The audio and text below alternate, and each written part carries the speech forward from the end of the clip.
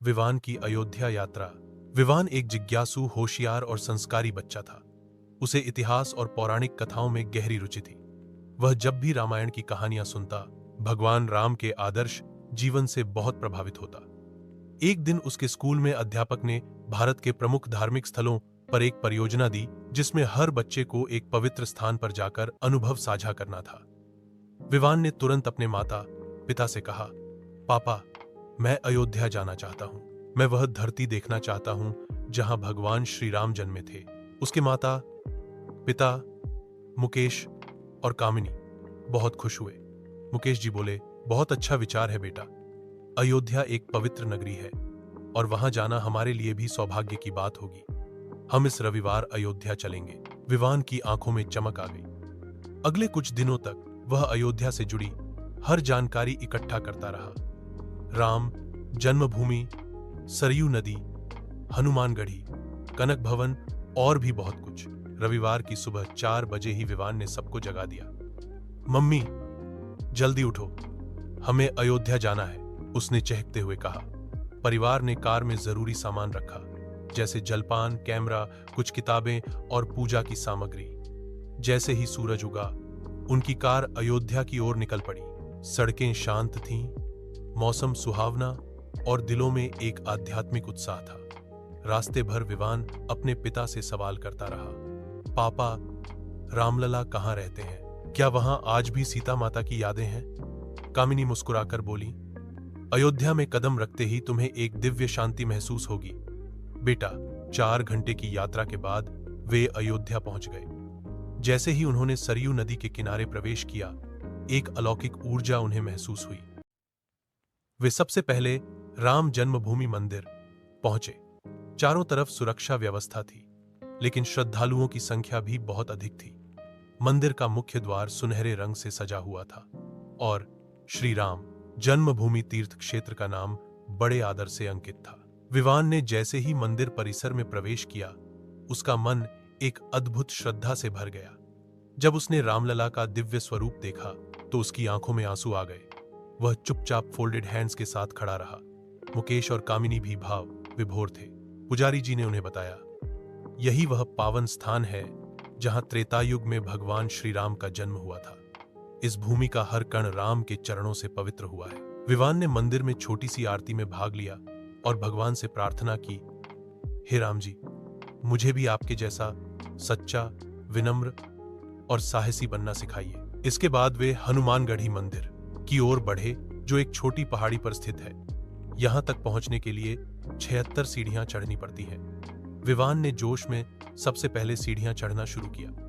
मंदिर के प्रवेश द्वार पर हनुमान जी की विशाल मूर्ति थी, जो राम भक्तों की रक्षा करते हैं। मंदिर के भीतर जाकर पुजारी जी ने उन्हें बताया, यहां भगवान हनुमान बाल रूप में निवास करते हैं। ऐसी मान्यता है कि श्री राम के अयोध्या लौटने के बाद हनुमान जी यहीं निवास करने लगे थे। विवान ने भगवान हनुमान को गुलाब का फूल चढ़ाया और कहा, जय बजरंग बली। मंदिर से बाहर निकलते ही उन्होंने प्रसाद में बूंदी के लड्डू लिए और प्रसन्न होकर बोले, मम्मी, यह तो सबसे स्वादिष्ट प्रसाद है। अगला पड़ाव था कनक भवन, जहां माता सीता को विवाह के बाद यह भवन उपहार स्वरूप मिला था। यह सुंदर महलनुमा मंदिर आकर्षक रंगों और नक्काशी से सजा था। मंदिर के गर्भगृह में श्री राम और सीता माता की सुंदर मूर्तियां थीं। विवान मंत्रमुग्ध हो गया।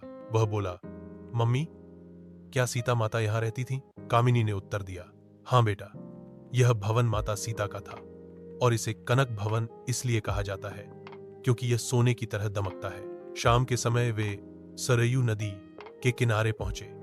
घाट पर आरती की तैयारी हो रही थी।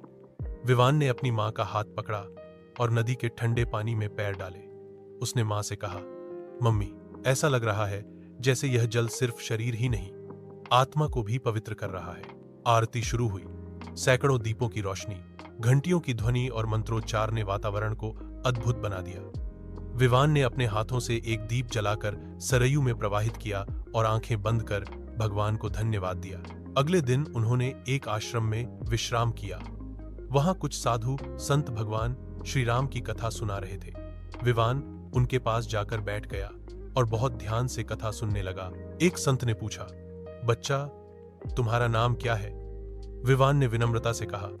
विवान, मैं भगवान राम से बहुत प्रभावित हूं। संत मुस्कुराए और बोले, तो तुम्हें पता है राम जी का सबसे बड़ा गुण क्या था? विवान ने सोचा और कहा, उनकी मर्यादा और सत्य के लिए संघर्ष। संत ने कहा, सही कहा।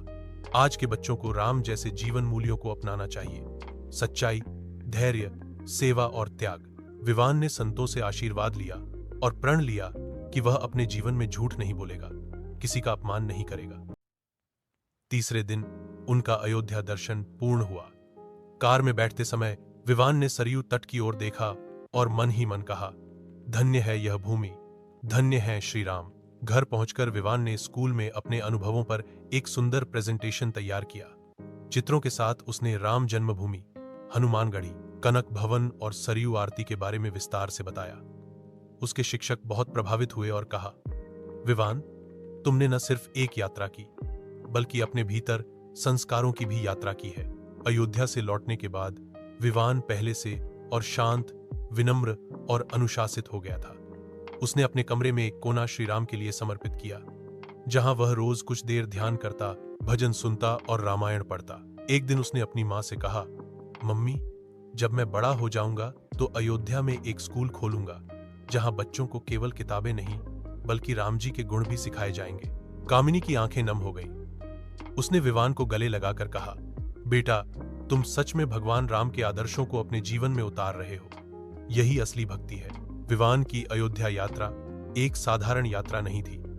यह एक ऐसी यात्रा थी जिसने उसके मन, हृदय और आत्मा को गहराई से छुआ। अयोध्या जाकर उसने केवल मंदिरों के दर्शन नहीं किए, बल्कि उसे जीवन के आदर्श, नैतिक मूल्य और सच्ची भक्ति का मार्ग मिला। सच्ची भक्ति केवल पूजा से नहीं, आचरण से होती है। भगवान राम के जीवन से हमें सच्चाई, त्याग और मर्यादा का पालन करना सीखना चाहिए।